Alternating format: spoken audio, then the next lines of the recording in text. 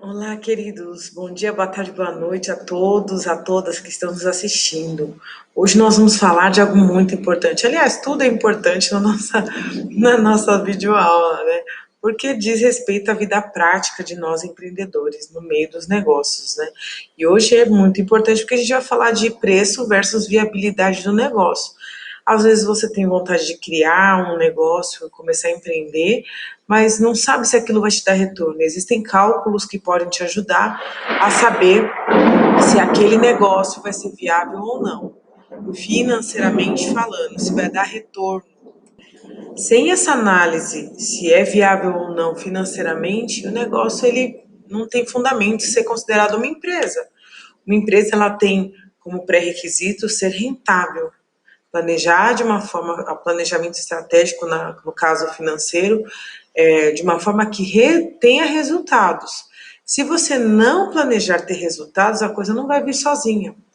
Então, hoje a gente vai tentar fazer de uma forma bem ilustrativa. É claro que é bem amplo esse conteúdo, essa temática, mas a gente vai fazer uma análise bem interessante. Eu queria que você me respondesse, ou que pelo menos pensasse, tentasse me responder, e aí você põe nos comentários como que a empresa Casas Bahia conseguiu chegar a um preço de R$ 4.939,05 para este celular, esse iPhone 11 da Apple, com essas características. Como foi que ele chegou nesse preço? Quanto será que está custando esse mesmo iPhone com essa mesma configuração em outra loja? Como será que eles fizeram para calcular ou 5.199 se for parcelado? Como eles conseguiram chegar a esse valor? Para isso existe um cálculo, não muito simples, mas é um cálculo que todo empreendedor precisa saber, né? Ou o departamento financeiro precisa prestar essa satisfação para vocês, dar esse feedback de quanto deve ser um preço. Para você definir um preço de venda de um produto, é importante você ter algumas definições, alguns conceitos que a gente vai ver em breve aqui, vai ver nas próximas telas. Eu peguei outro case aqui para vocês, recente, né, um mercado, o Procon de Sergipe fez um comparativo com alguns supermercados, o preço dos produtos. Então, o preço de um arroz da marca Biju, R$ 4,89. Do Tio Urbano, R$ 4,99. Como será que esse mercado, né, o mercado em questão, chegou nesse valor? Nós temos um outro case aqui, na tela anterior, só para a gente comparar. Na tela anterior, o arroz Biju estava R$ 4,89. Já nesse outro mercado, uma outra marca está R$ 4,69. O que diferencia um preço do outro? O que será que fez o dono do supermercado A colocar um preço e o dono do supermercado B colocar outro preço? Claro que o Procon, que é o Serviço de Proteção ao Consumidor, é um órgão aqui do Brasil que analisa essas nuances para poder garantir preço justo para os clientes, para os consumidores. Ele acaba dando um parâmetro, fato. Mas como eles chegaram nesse preço? Então, para a gente entender como chega num preço justo para o seu produto ou serviço, você precisa entender alguns conceitos. Primeiro que o preço final que você estabelecer para o seu negócio, ele tem que cobrir as despesas que você teve para produzir aquilo. Vamos supor que eu tenho uma produção de um produto como esse moranguinho aqui, é um timer, né? Para você cozinhar. Suponhamos que eu tenho produzido isso daqui. Eu preciso, na hora de colocar o meu preço de venda, eu preciso, no mínimo, que ele cubra as despesas do que eu gastei. Eu gastei com plástico, gastei com funcionário colocando a engrenagem dentro, eu gastei com tinta, eu gastei com a caixa bonitinha que eu coloquei, eu gastei com site para divulgar, eu gastei com Instagram, fazendo propaganda no Instagram. Eu investi numa moça para fazer a arte para divulgar esse moranguinho. Então, o preço de venda tem que ser, no mínimo, suficiente para poder entrar de receita, de dinheiro, de venda, para cobrir as despesas do que foi feito. Se você não está cobrindo despesa, não está conseguindo com que você vender suficientemente para poder pagar o que você gastou para fazer o produto, a gente fala que você está no prejuízo.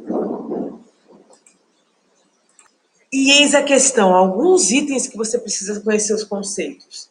Despesa, gente, despesa é tudo aquilo que está saindo dinheiro do seu bolso. Está saindo dinheiro, filho.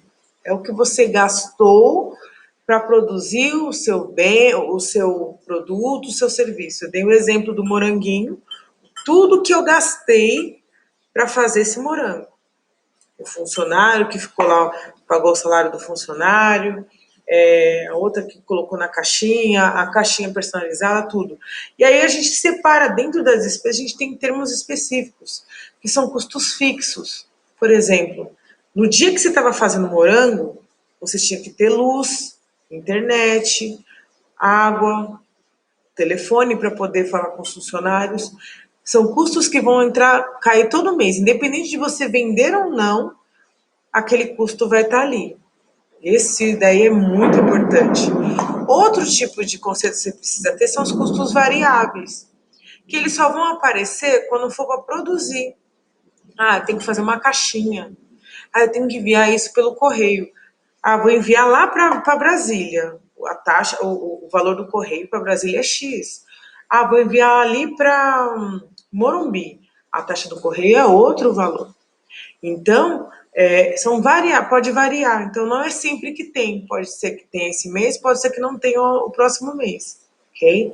Despesas de contribuição e margem de contribuição são dois pontos que a gente tem que observar. Despesas de contribuição, você põe um percentual a mais no valor do preço final do seu produto, que seria para contribuir, para ajudar em algum tributo, algum imposto que tenha, algo que seja também que aparece no processo de produção do seu produto, tá?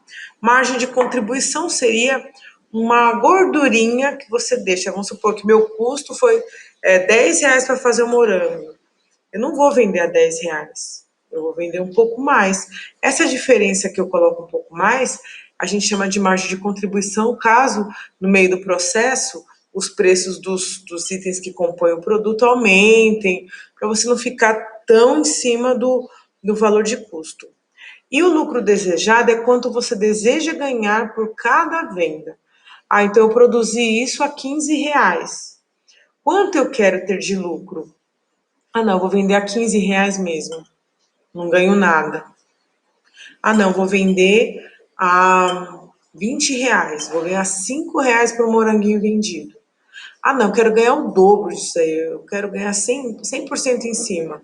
Vou vender a R$ 30. Fiz a 15 e vendo a 30.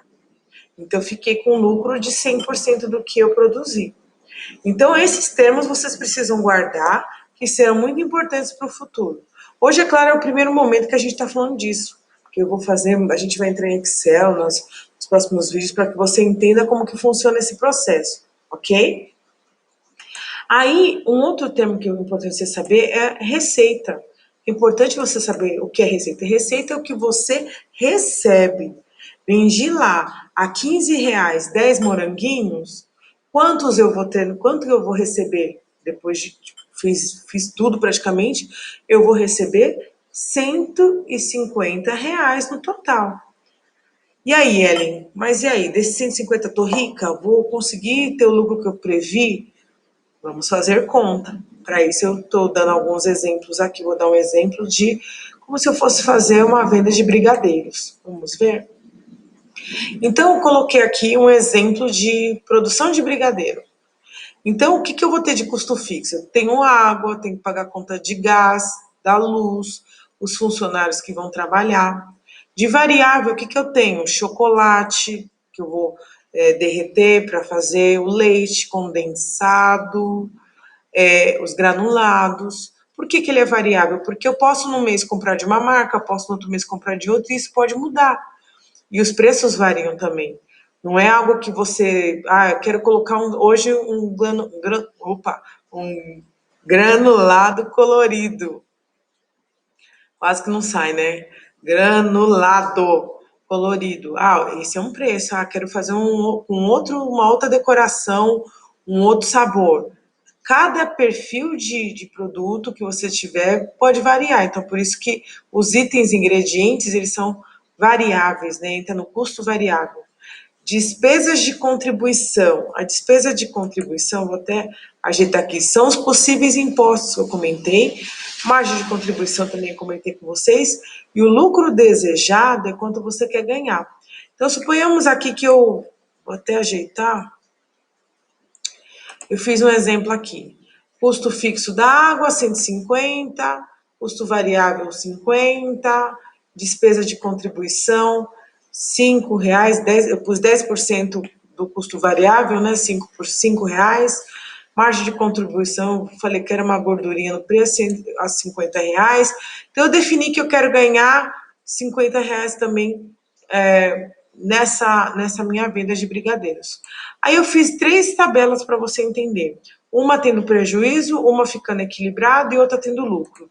Então eu coloquei aqui, valor da venda, se eu vender cada unidade de brigadeiro a R$ 5 e eu colocar uma meta de venda de vender 10 brigadeiros, eu vou ter uma receita, vou receber R$ 50. As minhas despesas que eu coloquei só entre despesa fixa e variável é R$ 200. Se a gente olhar na tela anterior, a gente viu qual é o valor das despesas. Aí, qual que é a conta que você tem que fazer para saber se vai dar prejuízo ou não? Quanto que entrou de receita? Quanto que eu recebi? Recebi, vendi e recebi R$ 50. Qual foi o custo para tudo aquilo acontecer? Ah, o meu custo foi 200. Então, eu tive qual resultado? Fiquei negativo. O que seria ficar negativo? Eu fiquei no prejuízo de 150. Não cobriu o que eu investi. Isso é bom? Isso não é bom. Prejuízo de R$ 150. O que eu posso fazer nesse caso? Significa que ou o preço que eu coloquei foi muito não inferior, não foi pensado em cobrir as despesas, ou a quantidade que eu previ para vender não foi suficiente. Então eu dei uma remodulada para poder tentar chegar num equilíbrio. Aumentei o preço do meu brigadeiro. Estou vendendo ele a R$ 10 cada unidade e estou vendendo, a minha meta eu coloquei de vender 20 brigadeiros. Então, e a despesa continuou em 200. Porque aqui eu estou prevendo que eu vou conseguir barganhar por um preço justo, um preço legal, né? Teoricamente, eu teria que fazer proporcionalmente a coisa crescer, mas eu estou deduzindo que eu vou conseguir a R$ 200 manter as despesas no mesmo lugar, não posso aumentar a despesa. Muda a marca, sei lá, o que a gente vai fazer. Então, eu tive de receita R$ 200, porque eu vendi 20 brigadeiros a R$ 10. Tive de custo R$ 200 também, que eu lutei, barganhei, negociei com os fornecedores e eles mantiveram o mesmo preço para me ajudar. Então, eu empatei. Não fiquei no prejuízo, mas também não fiquei no lucro. Eu fiquei num ponto que a gente chama de equilíbrio. O que eu investi está aqui, ó, tá ali. E, por último, falei, não, eu quero ter lucro. Eu não tô aqui para perder, Brasil. Eu fiz um outro layout, vendendo ainda R$ 10. Mas aí eu falei, não, eu quero vender 50 brigadeiros. A minha meta do mês é vender 50 brigadeiros a R$ 10. E manter a despesa no mesmo lugar. Olha isso. Como eu disse, vai da sua negociação. O que eu fiz? Vendi 50. Entrou receita R$ 500, minha despesa 200 e fiquei com resultado de 300. Teoricamente, eu tive um ponto de lucro. Dizem aí as teorias que existe um prazo para você chegar no ponto de equilíbrio e para chegar no ponto de lucro. Não é da noite para o dia. Por isso que nesta aula e na próxima você vai aprender detalhadamente como faz para gerar um planejamento financeiro e saber quando é viável eu fazer aquele empreendimento, abrir aquele negócio e quando não é. Eu espero que você esteja ansioso para conhecer um pouco mais sobre isso e que essa aula te ajude a organizar sua vida financeira. Um abraço.